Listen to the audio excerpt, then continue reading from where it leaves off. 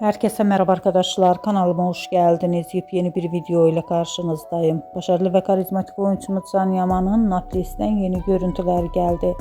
Can Yaman'ın tiyatrodan sonra Naples'te olan muhteşem görüntülerini sizler için YouTube kanalımda video halinde sunuyorum. Umarım beğenirsiniz.